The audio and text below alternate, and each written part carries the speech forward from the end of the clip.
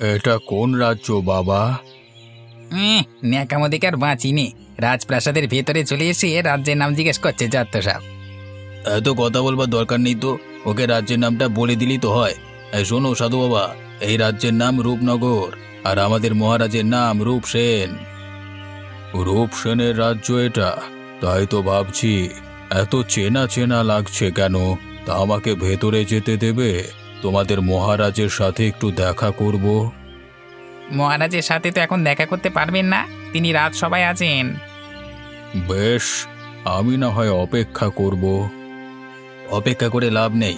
এরপর মহারাজ বিশ্রামের জন্য অন্দরমহলে যাবেন, তখন তিনি তার 3 কন্যাকে নিয়ে ব্যস্ত থাকবেন। আমার কোনো তাড়া নেই বাবা, তোমাদের যখন মন চায় তখন মহারাজের কাছে নিয়ে যেও।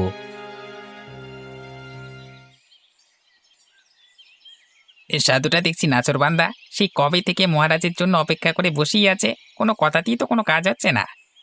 আমার মনে হয় না মহারাজের সাথে দেখা না করে বেটা এখান থেকে বিদে হবে।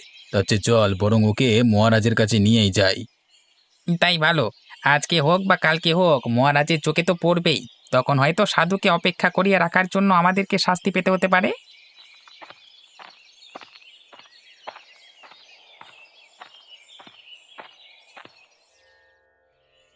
সাধু বাবা, আরে ও সাধু বাবা, আমাদের কথা শুনতে পাচ্ছ?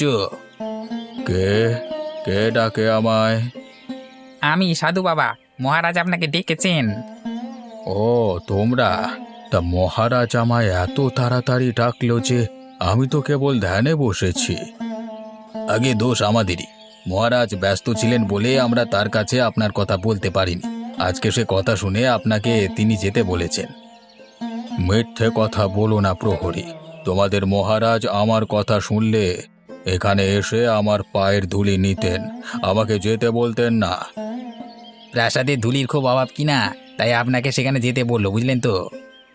বেশ, আমি যাচ্ছি, তবে তোমাদের কোনো ভয় নেই। রূপসেনের কাছে আমি তোমাদের বিরুদ্ধে কোনো নালিশ করব না।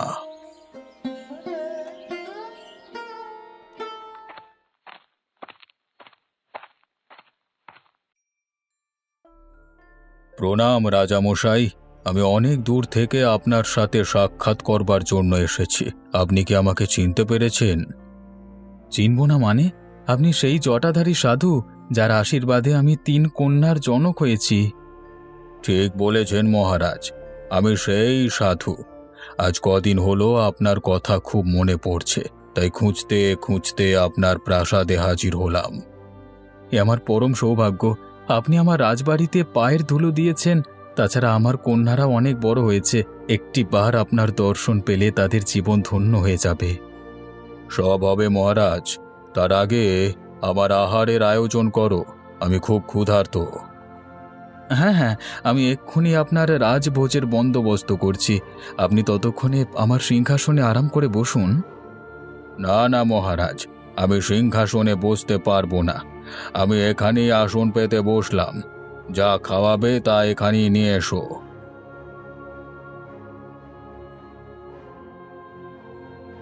খাবার কেমন হয়েছে প্রভু? আহ, এ যেন অমৃত, মুখে দেওয়া মাত্রই মিলিয়ে যাচ্ছে। কে রেঁধেছে এমন খাবার? আগে আগে আমার 3 কন্যা, মায়াবতী, লীলাবতী ও কঙ্কাবতী। তোমার কন্যাদের হাতে জাদু আছে, আশীর্বাদ করি ওরা সুখী হোক। আপনার আশীর্বাদে আমার কন্যারা চিরসুখী হবে বাবা। অনেক তো খেলাম, এবার একটু বিশ্রামের স্থান দাও পুত্র। হ্যাঁ হ্যাঁ, আমি এক্ষুনি আপনার জন্য সুখ আসনের ব্যবস্থা করছি। এগে আছিস? আমার অতিথিশালার দুয়ার খুলে দেখুনি।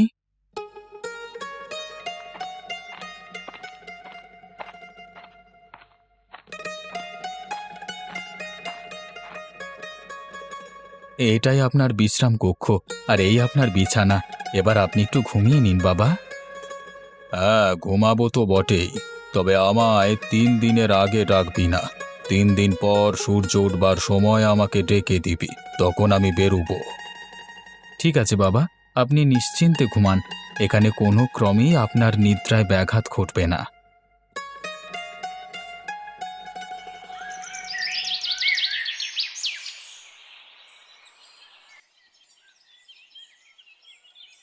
সাধু বাবা বলেছিলেন 3 দিন পর তাকে ডেকে তুলতে। আজকে প্রাতেই তার ঘুমানোর 3 দিন পূর্ণ হয়েছে। যাই, এক্ষুনি সাধু বাবাকে ডেকে তুলি।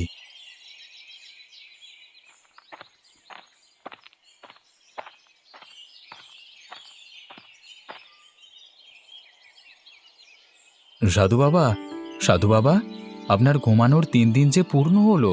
এবার উঠুন, চোখ মেলে দেখুন, ভোরের আলো ফুটতে শুরু করেছে। কে কে ডাকে আমায়? আমি সাধু বাবা, আমি রূপসেন। ও তুমি? তা 3 দিন পূর্ণ হয়ে গেছে বুঝি? আজ্ঞে বাবা, 3 দিন আজকেই পূর্ণ হলো। তবে আপনি চাইলে না, আমি আর বিশ্রাম চাই না। শরীরকে যত প্রশ্রয় দেবে সে ততই আরাম খুঁজবে। আমি এখন বেরোবো মহারাজ, তবে যাওয়ার আগে যদি তোমায় কিছু দিয়ে যেতে পারতাম। বাবা, আপনার আশীর্বাদে আমার 3টি কন্যা সন্তান হয়েছে। আপনি যদি কিছু দিতে চান তবে তাদের দিয়ে যান। বেশ, তুমি তোমার 3 কন্যাকে ডাকো, আমি তাদের ভাগ্য বলে দিয়ে যাব। আমার কন্যারা তাদের ভবিতব্য জানতে পারবে, এ যে বড় সৌভাগ্য। ওরে, কে আছিস? এক্ষুনি রাজকুমারীদের নিয়ে আয়।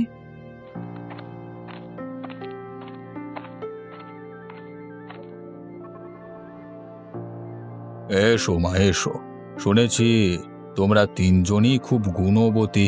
এবার তোমাদের ভাগ্যের পরীক্ষা হয়ে যাক, দেখি কে কত সৌভাগ্যের অধিকারী। নে, এবার একে একে বাবার সামনে তোদের হাত দুখানি ধর দেখিনি।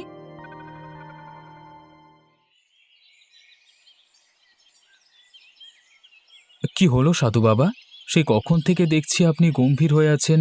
আমার কন্যাদের হাতে খারাপ কিছু আভাস পেয়েছেন কি? হ্যাঁ মহারাজ, রাজকুমারীদের হস্তরেখা দেখে আমি খুবই নিরাশ হয়েছি। কি আছে ওদের হাতের রেখায় যার জন্য আপনি এতটা হতাশ? ওদের হাতে সব রেখাই আছে, কেবল বিবাহ রেখা নেই। তার মানে আমার কন্যারা কুমারী থাকবে, তাদের কখনো বিয়ে হবে না? তাই তো দেখলাম মহারাজ। আপনার কোথাও ভুল হয়নি তো বাবা? যে কোনো একজন রাজকন্যার ক্ষেত্রে সেটা সঠিক হতে পারে মানলাম, কিন্তু 3জনের ক্ষেত্রে একই ফলাফল কিভাবে সম্ভব? আমার গণনা ভুল হওয়ার কোনো সম্ভাবনা নেই মহারাজ। আমি একাধিকবার গণনা করে একই ফলাফল পেয়েছি। এ কি বলছেন সাধু বাবা? এখন আমি কি করব? এই 3 কন্যা ছাড়া যে আমার আর কোনো সন্তান নেই। এখন যদি ওদের বিবাহই না হয় তবে কি করে আমার রাজ্যের উত্তরাধিকার পাবো? এতটা ভেঙে পড়বেন না মহারাজ। বিপদ যেহেতু আছে, তা থেকে উত্তরণের উপায়ও আছে। উপায় আছে? কি উপায় বলুন সাধু বাবা। সেজন্য রাজকুমারীদের অনেক ত্যাগ স্বীকার করতে হবে, তাদের এই রাজপ্রাসাদ ছাড়তে হবে। যদি কিছুকাল কষ্ট করে ওরা মনের মতো স্বামী পায় তবে তা হাসি মুখে মেনে নেবে। বেশ, তবে আজই আপনি রাজকুমারীদের প্রাসাদ থেকে বের করে দিন, আর তাদের হুকুম দিন আপনার রাজ্যের দক্ষিণ প্রান্তে জেলেদের যে নোংরা গ্রামটি আছে সেটি যদি পরিষ্কার করতে পারেন তবেই তারা প্রাসাদে ফিরতে পারবে। আপনার আদেশ শিরোধার্য সাধু বাবা। আমি এক্ষুনি আমার 3 কন্যাকে প্রাসাদ থেকে বের করে দিচ্ছি, কিন্তু সামান্য একটি গ্রাম পরিষ্কার করলে ওদের অভিশাপ কাটবে তো? হ্যাঁ, কাটবে। সেই সাথে রাজকুমার বরও পাবে।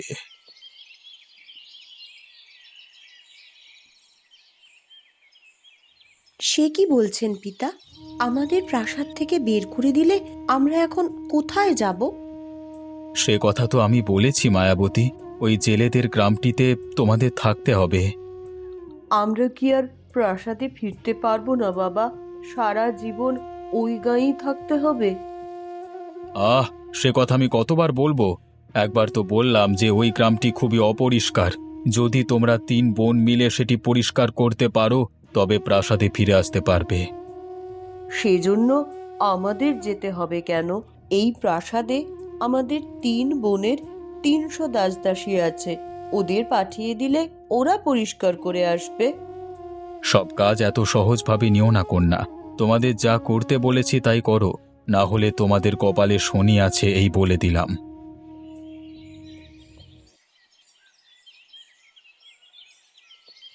এখন কি করবে দিদি? বাবার মতিগতি তো আমার ভালো ঠেকছে না। একবার বের করতে পারলে আর কি প্রাসাদে ঢুকতে দেবে?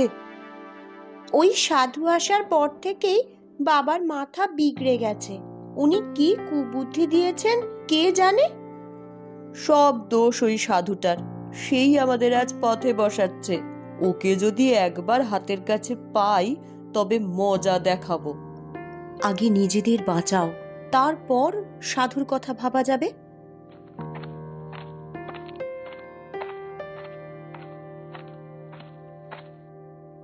কি রাজকুমারীরা, আপনারা এখনো তৈরি হননি যে? কখন বের হবেন আর গন্তব্যই বা পৌঁছাবেন কখন? আমরা এখনই বেরোবো। তুমি বাবাকে বলে রথ তৈরি করো, আর সাথে কয়েক মাসের রসদ দিয়ে দিও। সেসব তো কিছুই নিতে পারবেন না রাজকুমারী। কোনো খাবার, পোশাক কিংবা মোহর আপনারা সঙ্গে নিতে পারবেন না। এত কঠোর, এত কঠোর কি করে হলো মহারাজ? কঠোরতার কি দেখেছেন রাজকুমারী? আসল কথা তো এখনো বলিনি। মহারাজের আদেশ, আপনাদের পায়ে হেঁটে সেই গায়ে যেতে হবে। পথি মধ্যে যত বিপদ আপদ হয় সব আপনাদের মোকাবিলা করতে হবে। বুঝেছি, আমাদের বাঁচবার আর কোনো পথ বাবা খোলা রাখেনি। এত ভয় পাস নে ছোট, আমরা 3 বোন একসাথে থাকলে আমাদের কোনো ক্ষতি হবে না। সেই ভালো। এখন 3 বোন ঝটপট বেরিয়ে পড়ুন। সূর্যাস্তের পর মহারাজ আপনাদের মুখ দেখতে চান না।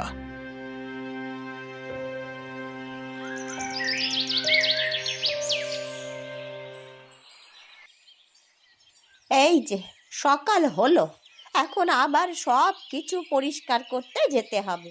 বলি, আমারও তো একটা মানুষের জীবন নাকি?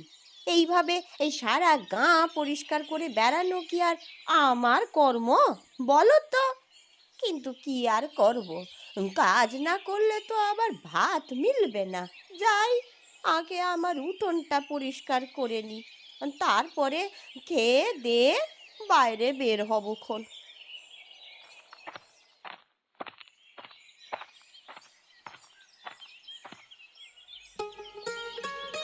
ও মা, এ কি দেখছি গো আমি!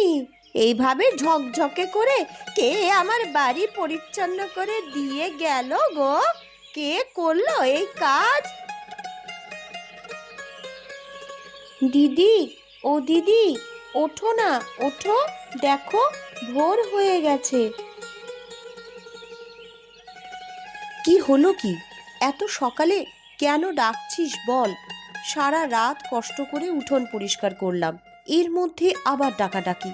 আর এই বুড়িটাকে কখন থেকে বকে যাচ্ছে। বোধহয় এই বাড়ির মালিক। চল তো গিয়ে দেখি কি হয়েছে ওর।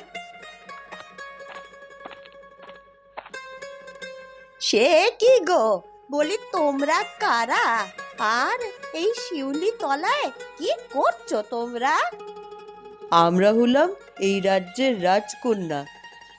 রাজকন্যা? তাহলে তোমাদের এই হাল হলো কি করে? কি বলছিস ছোট? চুপ কর। আসল কথা বললে আমাদের কেউ সাহায্য করবে না। না, আমরা রাজকন্যা নই। আমরা 3 বোন এক কাঠুরিয়ার সন্তান।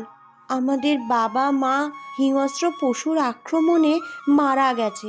জঙ্গলে আর থাকতে না পেরে এই গাঁয়ে এসেছি। কিন্তু এই মেয়ে যে বলল তোমরা রাজার দুলালি। আমাদের ছোট বোনটি আকাশ কুসুম চিন্তা করতে ভালোবাসে। সারাদিন ভাবে সে রাজপ্রাসাদে আছে, তাই মুখ ফসকে বলে দিয়েছে। ও, তাই বলো? তা এই গাঁয়ে যে এসেছো, থাকবে কোথায় আর খাবে কি? সেই জায়গায় তো খুঁজছি। তো 2টি বোন নিয়ে কোথায় যাব, কি করব, কিছুই ভেবে পাচ্ছি না। আপনি কি আমাদের একটু জায়গা দেবেন? আমাদের কাজ হয়ে গেলে আমরা চলে যাব। কাজ? কিসের কাজ? তোমরা কেন এখানে এসেছো বলো তো?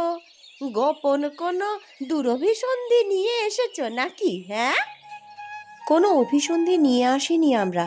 ও বলতে চেয়েছে ভালো কোনো কাজ পেলে আমরা চলে যাব। তো যাবে, আমি বা তোমাদের রাখতে যাব কেন বলো তো? শোনো মেয়েরা, এই জায়গাটা ভালো নয়, আর তোমাদের মতন রূপবতী মেয়েদের জন্য তো নয়ই। আমি তোমাদের আমার বাড়িতে আশ্রয় দিতে পারবো, কিন্তু ওই খাওয়া দাওয়া তোমাদের নিজেদের করতে হবে। এই কেমন কথা? আপনি না খাওয়ালে আমরা খাবো কি? উম, একেই বলে বসতে বললে শুতে চায়। আমি থাকতে দিচ্ছি, এটাই তোদের 7 জন্মের ভাগ্যি, বুঝলি? তা বটে, তা তো বটেই। আপনি খুব ভালো মানুষ, তা তো দেখেই বোঝা যাচ্ছে। আমাদের তো আর সমুদ্রে ফেলে দেবেন না। তাই বলছিলাম কি, যদি কোনো কাজ দিতেন, যা করে আমরা 3টি বোন খেয়ে পড়ে একটু বাঁচতে পারি।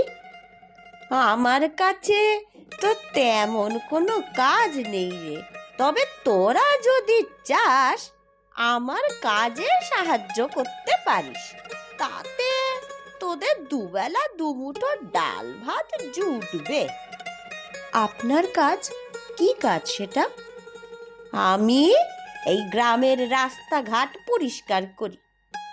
আমাদের গ্রামটা এই খুব নোংরা কি না, তাই প্রতিদিন এই কাজ করতে হয়। আরে এই কাজের জন্যই তো আমরা এখানে এসেছি। দেখলে দিদি, কিভাবে একে একে সব মিলে যাচ্ছে। এখানে এসেছিস মানে? কারা তোরা, হ্যাঁ? আর কি চাস এখানে? তুমি ওর কথা এখনো বোঝোনি ঠাকুমা। ও বলতে চেয়েছে এমন সহজ কাজই আমরা খুঁজছিলাম, তোমার কাজ আমরা মন দিয়ে করব। এই কাজ সহজ? বেশ, কদিন কর, তারপরে বুঝবি মজা। এবার আমার সাথে আয়, দেখে নি, আমি তোদের ঘর দেখিয়ে দিচ্ছি।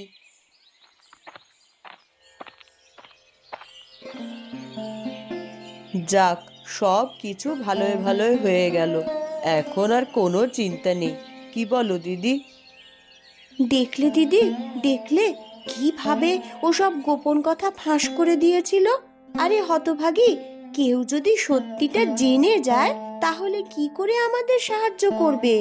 সারা জীবন এখানেই এভাবে থাকতে হবে, বুঝলি?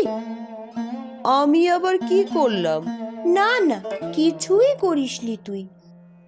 শোন কঙ্কা, তোকে আরো সচেতন হতে হবে। কোনো কথায় যেন আমাদের আসল পরিচয় প্রকাশ না পায়। বলি কি রে, কি সব গুজুর গুজুর ফুসুর ফুসুর করছিস বলতো? এখানে আয়, দেখিনি। যাই ঠাকুমা। এই চল চল, বুড়ি আমাদের ডাকছে।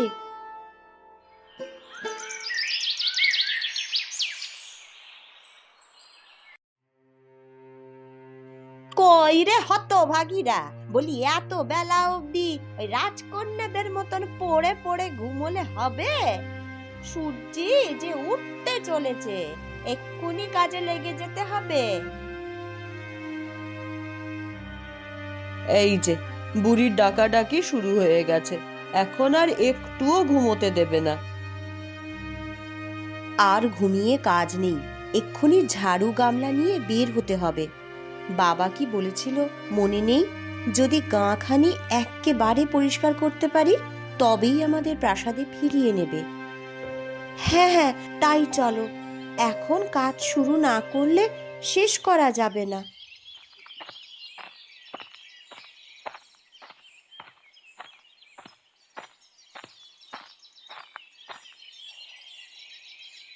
তা তোদের সাজগোজ হলো? বলি কখন থেকে তো আমি চেঁচাচ্ছি, আমার কথা কানে যায় না নাকি? তোমার কথা কানে নিতে নিতে কালা হয়ে গেছি, আর সাজগোজ বলছো কি গো? কেবলই তো ঘুম থেকে উঠে ঝাড়ু হাতে নিলাম। হয়েছে হয়েছে, রাখ। আর তোদের বয়স আমিও পার করে এসেছি। চল এবার পরিষ্কার পরিচ্ছন্নের কাজ শুরু করতে হবে। এ কি গো, এর চারপাশে যে কেবল মরা মাছ ছড়িয়ে ছিটিয়ে আছে, এগুলো আমাদের পরিষ্কার করতে হবে? হ্যাঁ, এই সব মাছ এই ঝুড়িতে তুলে ফেল। তারপর ওই যে দূরে ওই যে ডোবার মতন জায়গাটা দেখছিস, সেখানে গিয়ে ফেলে দিয়ে আয়। আমি পারবো না এই নোংরা জিনিসে হাত দিতে, তোমরা করো গিয়ে। বেশ, তাহলে তোকে ও বেলা থেকে খেতেও হবে না, যারা কাজ করবে তারাই খাবে। না না, কাজ করব আমি, এই যে এক্ষুনি সব পরিষ্কার করছি।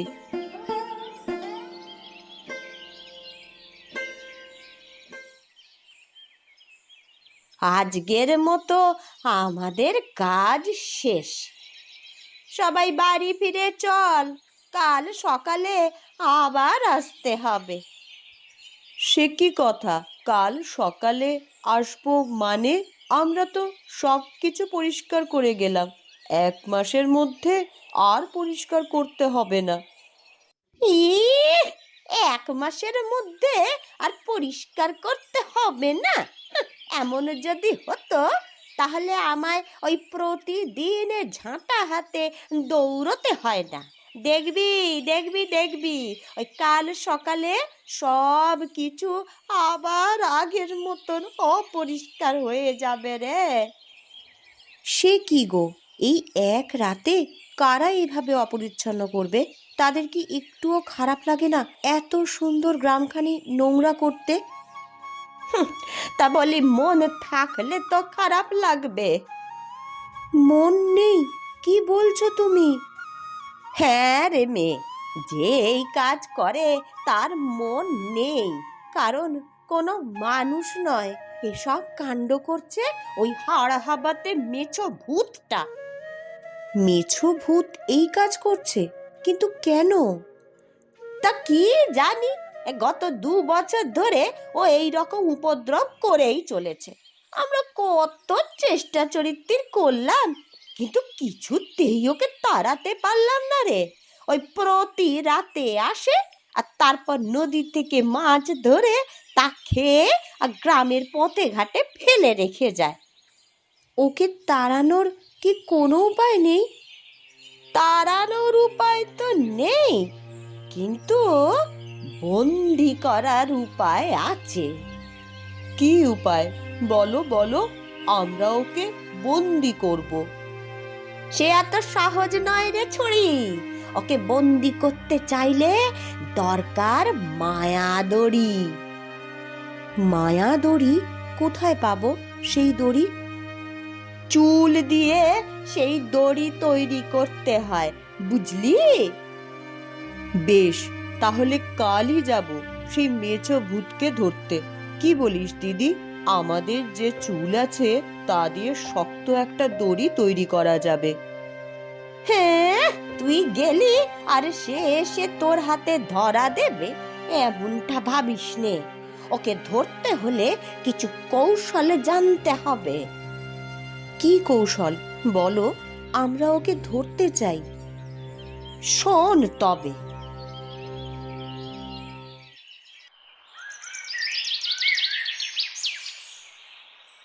চুপ চুপ, ঠাকুমার কথা মতন আমরা সেই জায়গায় চলে এসেছি। ভূতটা এখানেই থাকবে, বল। কিছুই তো দেখছি না আশেপাশে, কোথায় ভূত কোথায় কি? আহ, দেখতে পাবি, একটু ধৈর্য ধর না। তখন কিন্তু ভয় পেয়ে আবার মশাল নিভিয়ে দিস নে। না না, এই মশাল নিভবে না, যতক্ষণ আমি আছি ততক্ষণ মশাল থাকবে। এই কে রে? কারা এত রাতের বেলায় বের হলো? কাদের এত বড় সাহস?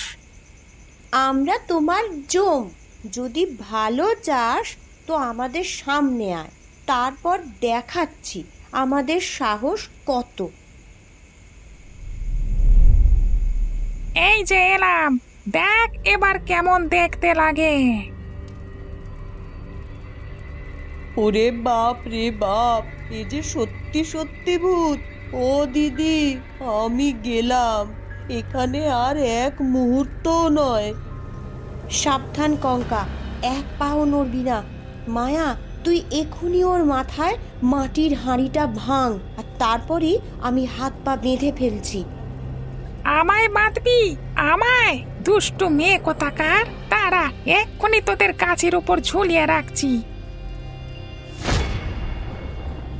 এ কি করলি? হায় হায় হায় হায়, এ কি করলি? আমার উপর সরিষা ছুঁড়ে দিলি, আমার যে হাত পা চলে যাচ্ছে। কেবল তো শুরু, এখন দেখ কি করি তোকে। ছেড়ে দে, আমাকে ছেড়ে দে, আমি এখান থেকে পালিয়ে যাব, আর কখনো এমুখ হব না। ওরে বাবা! কেউ ওর কথা শুনবি না, একবার ছাড়লেই আমাদের আক্রমণ করবে। যাক বাবা, অবশেষে ওকে বাঁধা গেল। চল এখন বাড়ি ফিরে যাই। ভূতটাকেও বাড়ি নিয়ে যেতে হবে, কোনোভাবে এখান থেকে ছুটতে পারলে আবার আমাদের ক্ষতি করতে চাইবে। সেই ভালো, চল চল ওকে বরং চ্যাংদোলা করে ধরে নিয়ে যাই।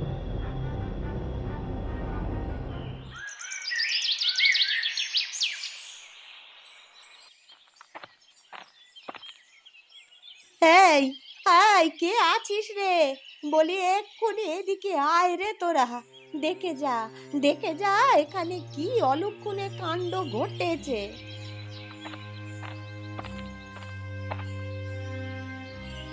কি হয়েছে ঠাকুমা? এই সাত সকালে চেঁচামেচি শুরু করলে কেন? কি হয়নি সেটা বল।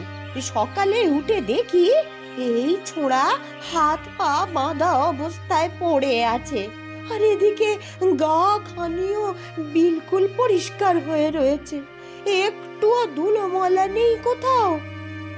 এখনো বোঝনি তুমি? কাল রাতে আমরা সেই ভূতটাকে জব্দ করেছি, তাই তো আজ আর কিচ্ছু হয়নি। কিন্তু সেই ভূতটাকে তো বেঁধে এখানেই রেখেছিলাম, সে গেল কোথায়? আর এখানে এই যুবক কি করে এলো? আমি তোমাদের সব বলছি কন্যা, আগে আমার বাঁধন খোলো, তারপর সব ঘটনা খুলে বলছি। আপনাকে আমরা মুক্ত করলাম, এবার বলুন আপনি কে? আসলে আমি হলাম বিজয়নগরের রাজকুমার বিজয়। 2 বছর আগে মাছ ধরতে আমি এ গাঁয়ে এসেছিলাম। পথিমধ্যে এক সাধুর সাথে অন্যায় করায় তিনি আমায় অভিশাপ দিয়ে ভূত বানিয়ে রাখেন। ও, আপনি তাহলে সেই মেছো ভূত? হ্যাঁ, সেদিন সাধু বলেছিলেন যদি কখনো রূপনগরের 3 রাজকন্যা এসে আমায় উদ্ধার করে তবেই এই জীবন থেকে মুক্ত হব। আজ তোমরা এসে আমায় বড় বাঁচালে। ও, এই কথা। তাহলে সেই সাধু বাবাই গ্রাম পরিষ্কারের কথা বলে আমাদের এখানে নিয়ে এসেছে, আর আমরা ভেবেছি আমাদের পিতা আমাদের ত্যাগ করেছে।